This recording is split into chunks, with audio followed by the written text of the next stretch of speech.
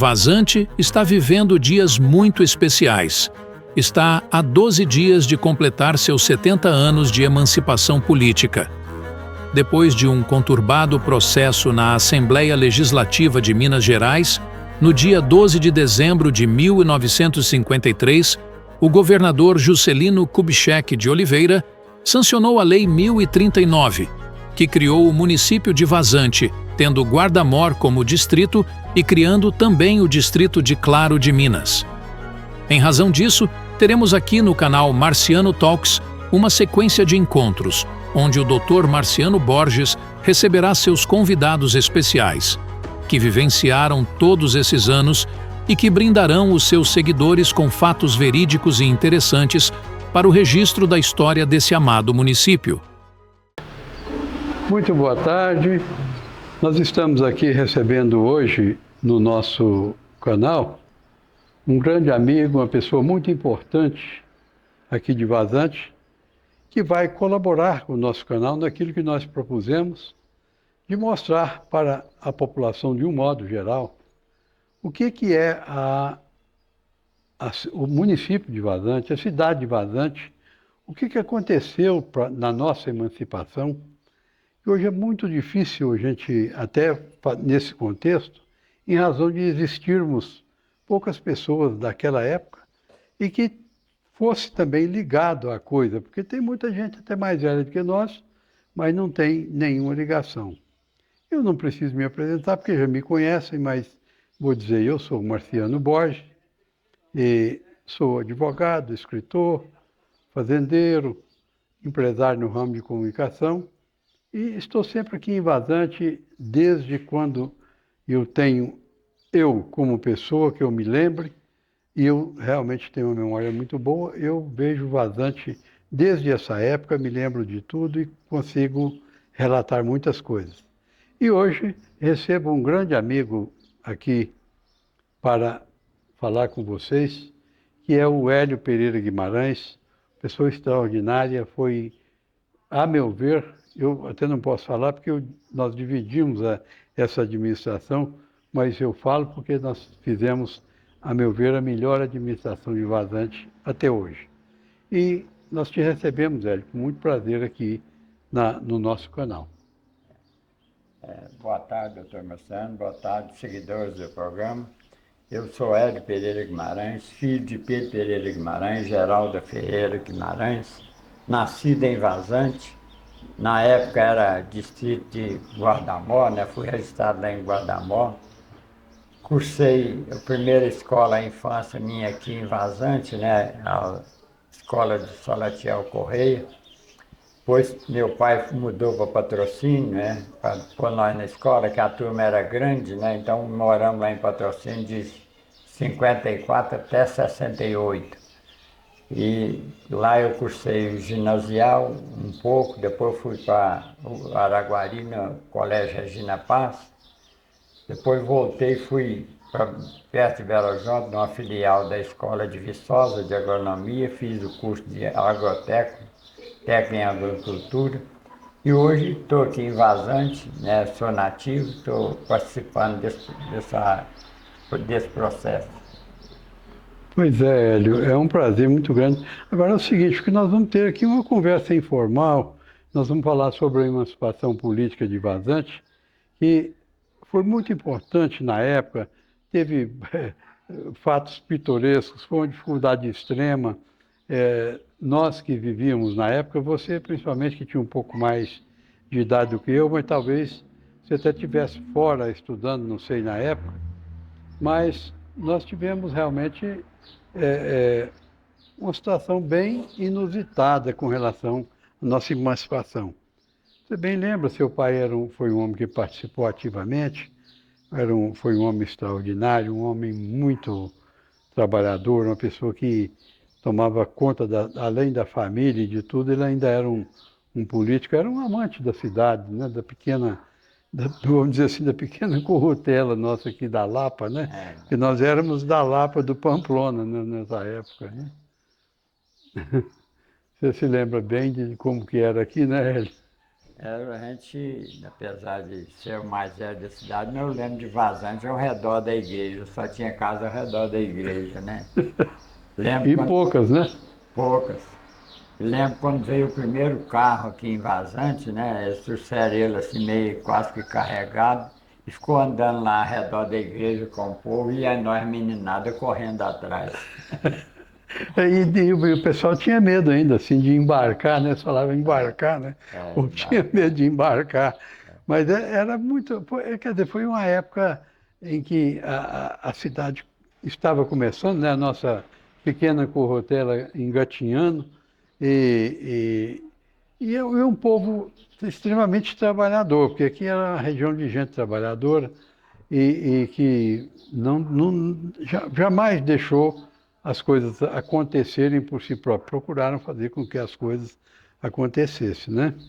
Eu me lembro muito do seu pai. Seu pai era um homem espirituoso, um homem que nós falávamos assim, um homem ladino, né?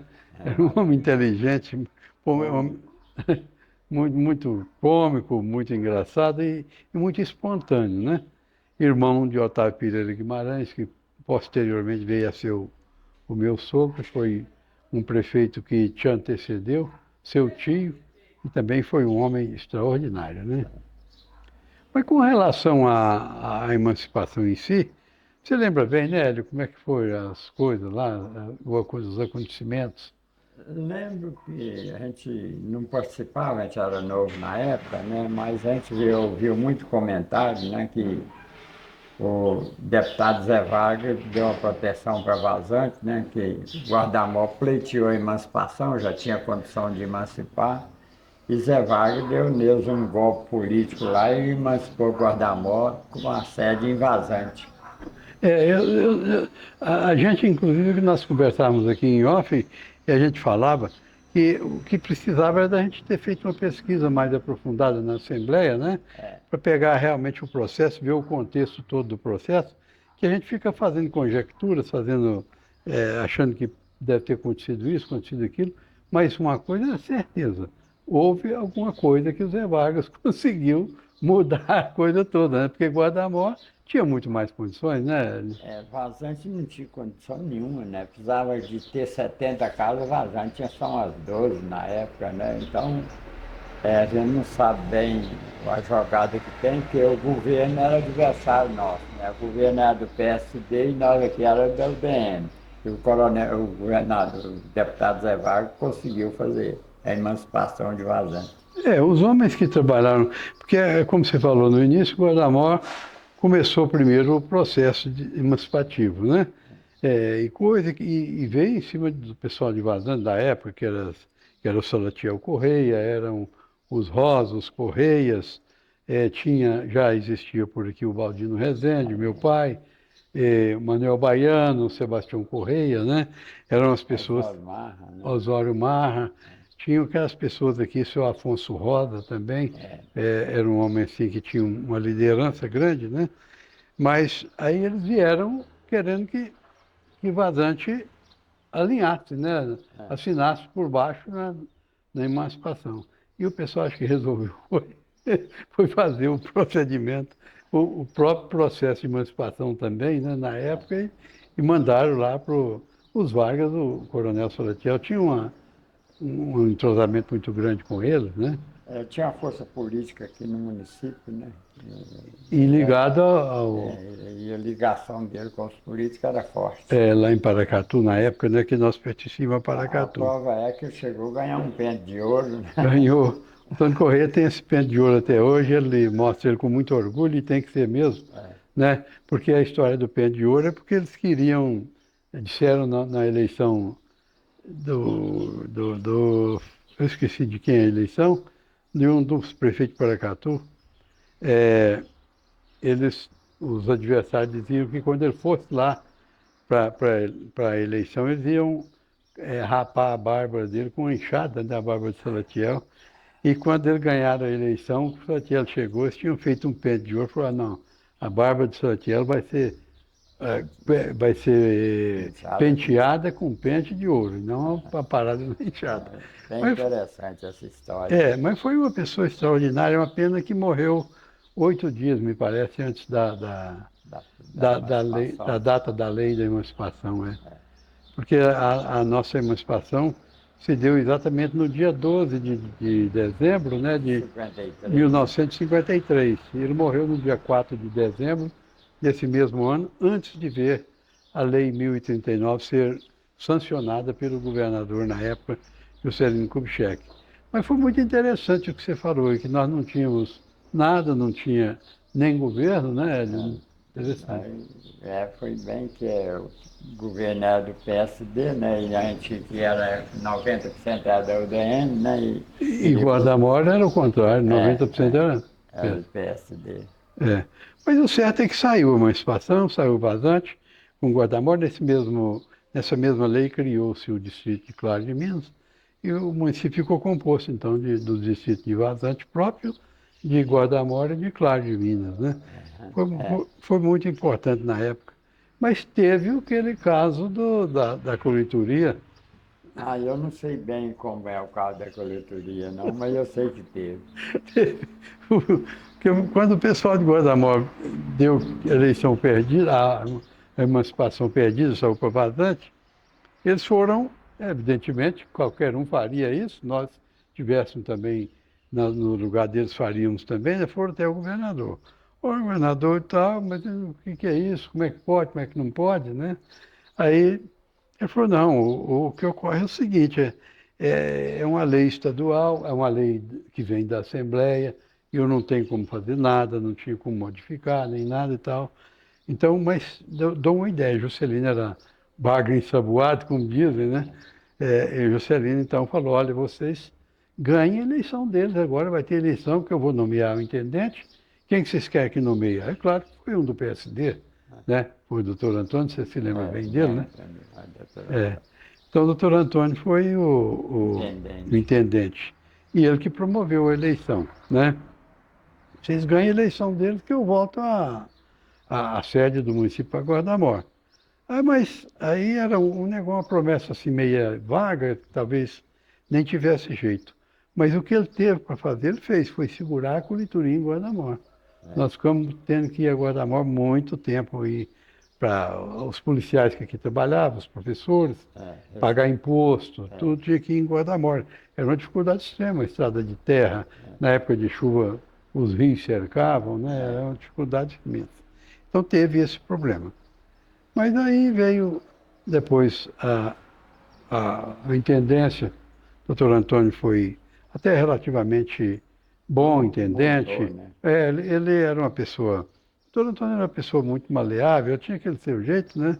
Mas era maleável. Você conheceu ele bem? Conheci bem. Porque ele levou muito tempo depois para falecer, né? Ele conviveu muito aqui. Ele tem a família dele que tem fazenda ainda aí na região de Guarda-Mor, né? A filha dele, a Elizabeth, eu tive muito contato com ela. O genro dele, Francisco, ele faleceu, você ficou sabendo, né? Então nós tivemos um bom contato com ele. E ele, na época, ainda construiu alguma coisa, com toda a dificuldade, toda a falta de dinheiro, eles ainda fizeram. A escola Nair de Melo Franco, por exemplo, foi ele que conseguiu para Guarda-Mor, né? Nair de Melo Franco, que é a... Candulhor foi antes, né? Não, foi com... O Candulhor foi em 49. Não foi o Cláudio Windsor que foi. 49? O Candulhor foi depois da criação da cidade mesmo, da emancipação. Mas o nome da escola lá, Nair de Melo Franco, você sabe por que razão, né? Não. É o nome da esposa dele, que morreu muito jovem, uma cobra bicou ela na bica d'água lá daquela fazenda, lá do doutor Antônio, lá nas colheres, que foi, chama lá, parece colher, né? Então ele perdeu a esposa muito jovem e ele colocou o nome na escola lá. E ele construiu também a escola de Buritis, que ele chamou de Piramor, né? Ele que pôs o nome Guarda-Mor, o Guarda-Mor era o Canastra, né? Você lembra bem, né? Era o Canastra. Então ele colocou o nome lá de Vazamor, Vazante Guarda-Mor. Piramor, Paracatu e Guarda-Mor, né? A ideia dele foi essa. Mas se construiu a escola lá, e mais algumas coisinhas. Mas o mais importante que ele fez mesmo foi promover a eleição, né?